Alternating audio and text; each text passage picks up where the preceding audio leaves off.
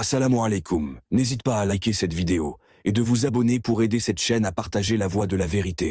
Merci. ndax xam nga ni ci lislaam nañ daan bëggalee góor ñi noonu lañ daan bëggalee jigéen ñi nga xam ne ñoom ñoo tuub dugg ci lislaam ci kaw loolu maa ngi la ciy nettali histoire bu yéeme boo xam ne foo natt jikko ju rafet ji ak matale kóllëre ji rek weesu na ko ndax xam nga ni Seydina Abubakar ni Siddiq nam daan jëndee jaam ñi góor ñi di leen goreel ngir ñi moom seen bopp ci mbugal yi ñu laan den teg ngir lislaam noonu la daan jëndee jigéen ñi di leen goreel ci kaw loolu dafa am seen soxna soo xam ne mu ngi tudd Nahdiyata moom ak doomam Nahdiyata nag dañoo nekkoon jaamub seen soxna su bokk ci waa giiru Bani Abduddar soxna soosu nag keroog ba Nahdiyata ak doom ji duggee ci lislaam da leen doon mbugal yi metti waaye nag mbugali ci liggéey la koy jaarale maanaam da leen di sas liggéey boo xam ne foo natt métit bi rek weesu na ko ñuy xëy di liggéey boobu am bés Seydina Abubakar ni Siddiq daal di romb Nahdiyata ak doom ji di liggéeyal soxna soosu ndeysaan Seydina Abubakar ne soxna si ndax dooma jaay Nahdiyata mi ak doom ji ndax dama leen a bëgg a goreel soxna si ne ko boo bëggee kay ma jaay la leen ndax yow yaa leen yàq bi nag mu jublu ci yow yaa tax ñu dugg ci lislaam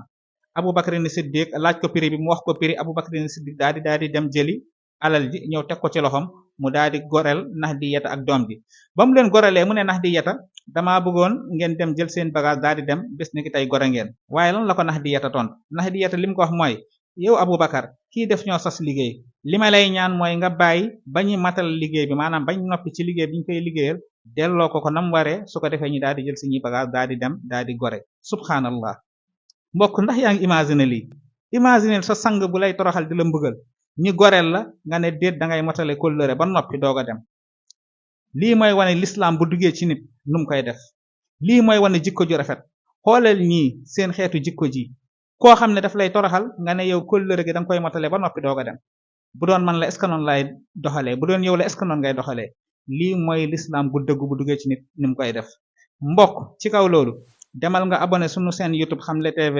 vidéo yu gudd yi nga xam ne moom la ñuy def ci histoire nga xam ne dina mat ay 30 minutes wala 1 heure de temps foofu lañ koy def su ko defee dara du la mën a rëcc ci histoire yi nga xam ne moom la ñuy faral di amal wassalaamu aleykum wa rahmatullahi wa barakaatu. Assalamu alaikum. N'hésite pas à liker cette vidéo et de vous abonner pour aider cette chaîne à partager la voie de la vérité. Merci.